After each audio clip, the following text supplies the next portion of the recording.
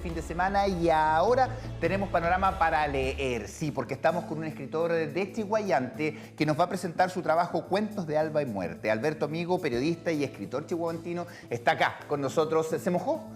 Sí, un poquito, pero estaba bien, todo bien. ¿Venías de Chiguayante, no? Sí, de Chiguayante. El tronco tenía taco, ¿no? No, menos mal, Ya, no había taco, así que todo bien. Ya, porque ahí le estuvimos contando acerca de este tronco también que estaba ahí en la ruta, al parecer ya está todo más fluido. Sí, sí, pero contento también de estar acá. Yo creo que igual es bueno el clima por el tema del libro. Sí. Oye, de hecho, bueno, Alberto, gracias por acompañarnos en esta oportunidad, ¿cierto? Segunda vez acá en Canal 9 Bio Bio Televisión. Ustedes pueden también revisar el capítulo del pastel de zanahorias junto a David Venegas, donde estuviste contando acerca de tu libro, pero también tus intereses literarios. Y ahí, evidentemente, quieren preguntarte por tu fascinación por el terror que desarrolla uno de los escritores emblemáticos en el mundo. Ah, sí, bueno, es que más que nada yo creo que, bueno, no es un libro de cuentos de terror, pero sí estoy muy influenciado por la literatura de ese estilo. Stephen King, Edgar Allan Poe, Lovecraft, creo que son como grandes referentes para mí, sobre todo en las historias cortas. Creo que es como esa inquietud de no saber hacia dónde va la historia y al final como sorprenderte es lo que me gusta. Es como la inspiración que tengo del terror. O sea, ir de alguna manera saltándose la lógica que podría ir siguiendo uno mentalmente y de repente ¡pum!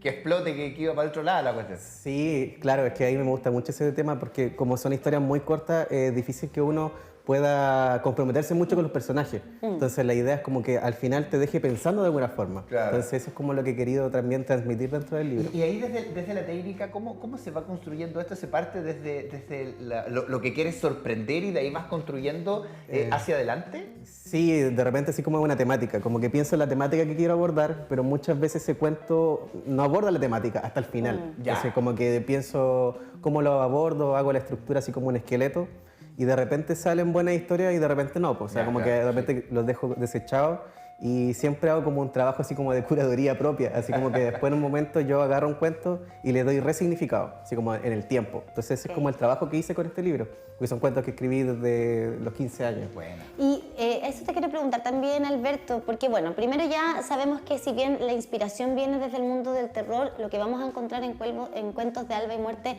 no es terror precisamente, pero sí un tema que es interesante que se aborda además desde este territorio, porque no hablamos mucho de la muerte en general. En nuestro país nos cuesta abordar este tema, todavía es un tabú, pese a que estamos en el año 2023, ¿cierto? Y que es lo único seguro que tenemos. Y que es la única certeza de la vida, que es la muerte precisamente. ¿Por qué para ti es un tema importante de abordar? Más que nada, mire, yo estaba igual estudiando el año pasado, o sea, empecé el año pasado un magíster en comunicación social, en donde se habla de sociabilizar desde la comunicación, pero la educación. Está todo así de roto el libro, pero No importa, pero es un libro bien leído, pues bien, con harta vida, con harta historia. Bueno, vi esa necesidad porque creo que es un libro que está escrito así de una manera muy sencilla para que cualquier persona la pueda leer. Y la necesidad que vi es que cuando yo era muy chico, falleció mi mamá cuando nací. Entonces, desde muy pequeño mi familia se encargó como de darme este nido de amor y de contención que no se logra muy fácilmente y me lograron explicar de mejor forma de qué se trataba la muerte. Entonces, cuando yo sociabilizaba con mis compañeros de 6, 7 años, muchos de ellos como que no comprendían el foco. Entonces siento que igual es muy necesario, sobre todo a los niños, que se converse, pero más que nada como cuando te enfrentes a ello, no encerrarte en ti mismo, sino conversarlo con tus seres queridos, como sostenerte con alguien. Sí, es súper importante porque, bueno, es súper sanador también hablar de estos temas. En tu caso en particular hay una razón, que es la muerte de tu madre, ¿cierto? Cuando tú naces, entiendo, hace 25 años ya. Sí, bueno, 26. 26 sí, años. Pero en general, hablar sobre la muerte, porque eventualmente nos vamos a enfrentar a ella. En la vida de los niños, por lo que dicta la naturaleza, ¿cierto? Quizás va a ser primero con los abuelos, que son seres significativos en muchos de los casos para niños y niñas. Mascotas, por qué no decirlo, ¿verdad? Luego en la vida adulta, si es que todo va siguiendo como este orden natural, ¿cierto? Del que se habla, los padres, pero es algo que sí o sí vamos a vivir, ya sea por la muerte de algún ser querido o por la muerte de nosotros mismos incluso. Por ende, como decíamos también, es la única certeza de la vida, pero nos cuesta hablar de ella y creo que abordarlo a partir de relatos, que es lo que nos vamos a encontrar acá, también es interesante. ¿Cómo tú llevas la muerte en cada uno de los relatos que nos planteas? Una buena pregunta. Lo que pasa es que ahí me basé en tipos de filosofía acerca de la muerte. cuáles son las teorías que existen, porque claro, está la certeza de que nos morimos, pero qué hay después de ella es como algo que todos se preguntan dentro de la sociedad, entonces quise como poner varias teorías dentro de cada historia y por ejemplo hay algunas que son historias tristes, pero que no pretenden serlo, sino como abrazadoras, así como que te abracen y te contengan un poco con este tema histórico. Y más que nada eso, así como que lo abordé de diferentes filosofías. Sí, bueno, la muerte, claro, ahí va a depender la relación que uno tenga, cómo se va acercando a ella y en tu caso fue Cómo uno ve la vida. una buena, tu familia te quiso dar una buena relación con el Sí. significado de la muerte. Eso yo creo que también es un importante mensaje ahora para, como dices tú, los papás, para sobrellevar esta temática, porque claro, todavía existe, y lo hemos hablado nosotros con la clínica del duelo, no sé si mito o miedo de hablar de la muerte, porque es como que la estamos llamando, pero nos enfrentamos a la hora de vivirla con muchas cosas que no sabemos. Sí, ¿no? Y además que es algo triste, o sea, Sí, obviamente sin duda. que uno tiene que también sobrellevar el dolor y dejarlo fluir, porque muchas veces al no hablar de ello uno tiende a como a cerrarse en ¿Hay uno un tema de mismo. egoísmo dentro de esta poca relación con la muerte? Yo creo, así como poca empatía a lo mejor, no hablarlo con alguien. O sea, por ejemplo, cuando uno evita hablarlo con otra persona que está sufriendo, o sea, por ejemplo, si yo veo un ser querido que está mal por la muerte de otro ser querido y no quiero hablar con él, es como también un poco egoísta, siento yo. Así como que uno también debería abrir la mano a la otra persona para poder hablar de esos temas. Aunque siento que igual es difícil. Pero en el concepto de cuando perdemos algún familiar o algún ser querido, algún amigo, está ese es que ya no lo voy a ver nunca más. Hay un tema desde uno. Claro. De cómo ya no va a verlo, o no voy a Sí. tenerla, o no voy a tenerlo. Ahí hay un tema también, ¿o no? Siento yo. Sí, hay un tema ahí de los recuerdos que obviamente deja a esa persona y que tristemente ya no se va a poder ver físicamente. Pero en el subconsciente siempre va a estar, yo creo. Y eso es lo importante a la hora de leer también esto. Sí, con altura de mira, o sea, porque en realidad son personajes que no son como vistos desde el existencialismo, donde uno está como pensando qué va a pasar después, sino más bien como personajes grises que ven esta mirada un poco más holística sobre la muerte y eso es como lo que quise poner. Por eso más que nada no son de terror, aunque al final hay algunos cuentos que sí tienen el... Tienen un poquito ese componente, Sí, si es tienen lo que el te componente. apasiona además en la literatura. Oye, Sí. son 8 relatos y creo que es bien interesante también que nos sitúes en distintos momentos de la historia, pero particularmente con pertinencia territorial, porque entiendo, está todo centrado aquí en el Biobío. Cuéntanos un poquito de Sí. eso.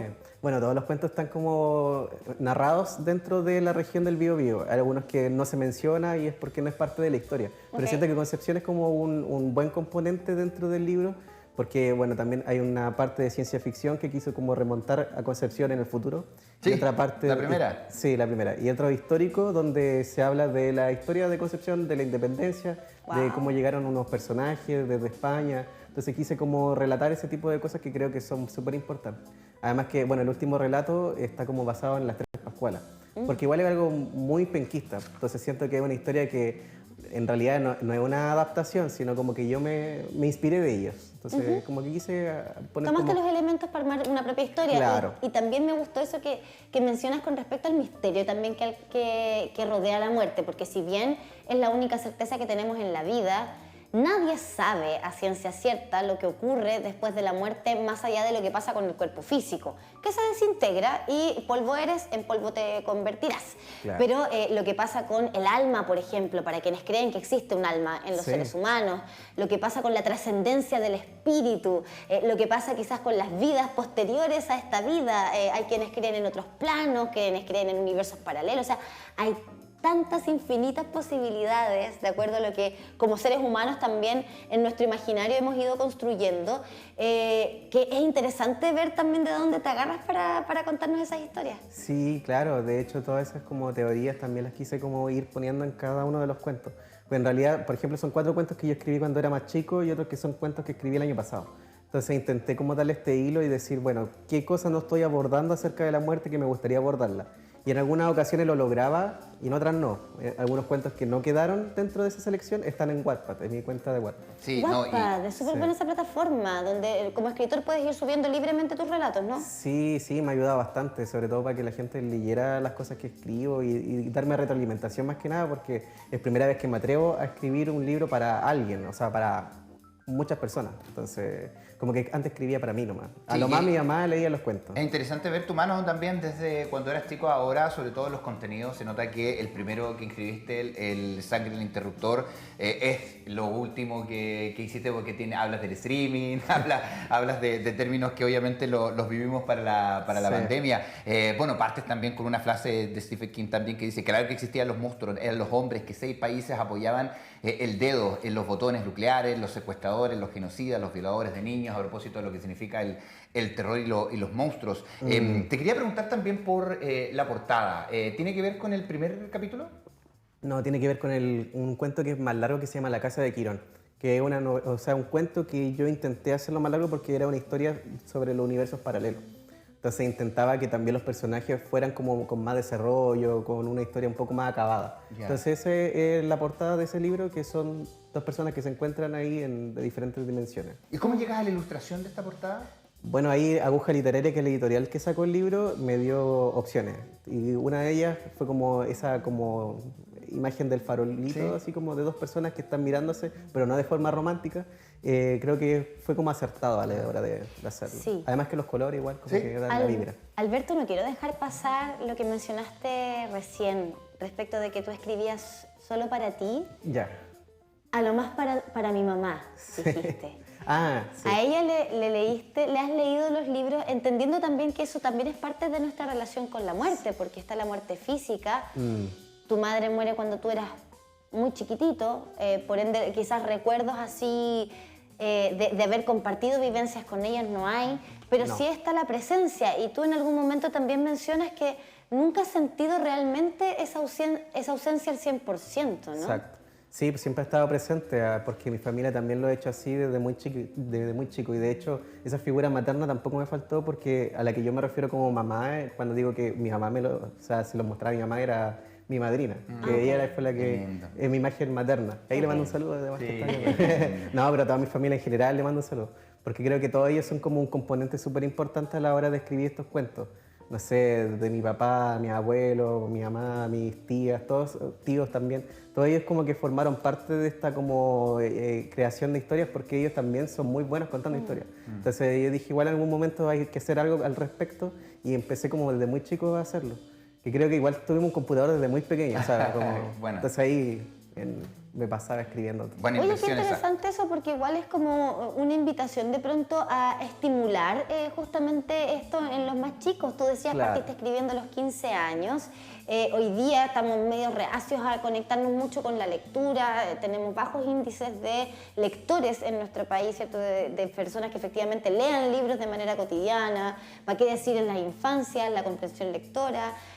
Pero cuando está ese interés, cuando está ese bichito, y los papás, en este caso, la familia, lo puedan detectar, me imagino que la invitación es a, vamos, claro, comentémoslo, ¿no? Sí, bueno, yo creo que cuando uno es chico, a los 6, 7 años, como que uno descubre algo en lo que le gusta. O sea, puede ser cualquier forma de crear historias, porque creo que los niños somos como son muy basados en crear historias a través de los juguetes, quizás. No sé si se da eso ahora, pero me acuerdo que en esa época igual como que de repente era el dibujo, la música. Hacer los mundos a las Barbie, claro, y después las historias que cada una tenía con cualquier juguete, sí. Sí, como que hay muchas formas de expresarlo. Entonces, mi forma de expresarlo era escribiendo, pero igual hay mucho, y yo creo que eso falta como apoyar quizás, o seguir como incentivando, que también es como una habilidad que nos ayuda después en la vida universitaria, por ejemplo.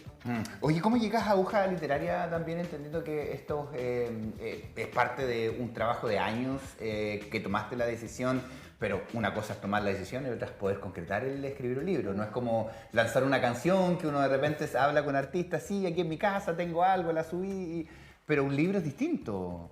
Sí, bueno, fue complejo. Primero está la decisión de publicarlo, de elegirlo y de estar conforme con mi trabajo, porque eso igual es como difícil cuando nadie lo ha leído. O sea, empecé como a publicarlo en Wattpad para algunos de los que están ahí, para saber cómo era la retroalimentación de las personas sin que la gente supiera que yo iba a publicar el libro. Entonces, partiendo por eso, y después a Aguja Literaria llegué porque como periodista tuve que cubrir un evento en la Expo Game y antes de eso la Revolution Anime Conce. Y ahí Buena. habían escritores que publicaban con estas editoriales. Entonces como que yo pillé, dije, habían varios que tenían como editoriales como muy... ¿En común? Sí, muy en común. Entonces empecé a investigar y saber cómo se hacía porque era como algo que me interesaba también. Pues yo le empecé a preguntar a ellos, viendo así como una posibilidad de hacerlo yo mismo. Entonces, Viste ahí en la beta periodística hasta llegar a la respuesta. ¿Quién, Bueno. dónde, el origen, la Y fuente? raro verte en la foto, sí, ¿de qué año es la foto? no, es que ahí parece que... O sea, Está con el tenía- pelo tomado. tenía el pelo tomado. está el pelo tomado. Está con el pelo tomado. Sí, no, pero sí fue hace un par de años. Alberto, bueno, te queremos agradecer justamente por haber venido y dejemos la invitación hecha porque el lanzamiento de este libro es mañana, ¿cierto? Sí. A las 16:30 horas. Vamos a mostrar ahí el afiche con todos los detalles, pero me imagino que también hay harta emoción con respecto a este lanzamiento. Sí, muy emocionado. Ahí agradecer a la Biblioteca Municipal de Concepción por haberme acogido en esta etapa. He hecho otros lanzamientos, pero creo que este igual es muy relevante. Ojalá que mañana esté bonito el clima, sí. Sí, Ahí Está Sí, bueno. de hecho va a despejar, Sí, va a calmar la todo el fin de lluvia, así que semana. mañana todos invitados entonces a las 16:30 horas en el salón principal de la Biblioteca Municipal de Concepción, el primer piso. Ahí es donde vamos a poder ser parte también del lanzamiento de estos cuentos de Alba y Muerte de Alberto Amigo. Reiteramos esto en Víctor Lamas, 615, esquina Caupolicán, frente al Parque Ecuador, donde está la biblioteca, ¿cierto? Un lugar donde no solamente encontramos libros para ir a leer a libre disposición prácticamente, o sea, inscribirse es súper fácil con el carnet de identidad, sino que también se generan estas instancias donde van a poder conversar contigo también directamente sobre tu libro. Gracias, Alberto. No, muchas gracias a ustedes. Gracias, Máster. Bueno, ahí tenemos escritores también de la región del Biobío, de Chihuayante, que son parte también de Matinal Nuestra Casa. Son las 10 de la mañana con 46 minutos. Ahora queremos invitarte a ti a que pongas mucha atención porque ahora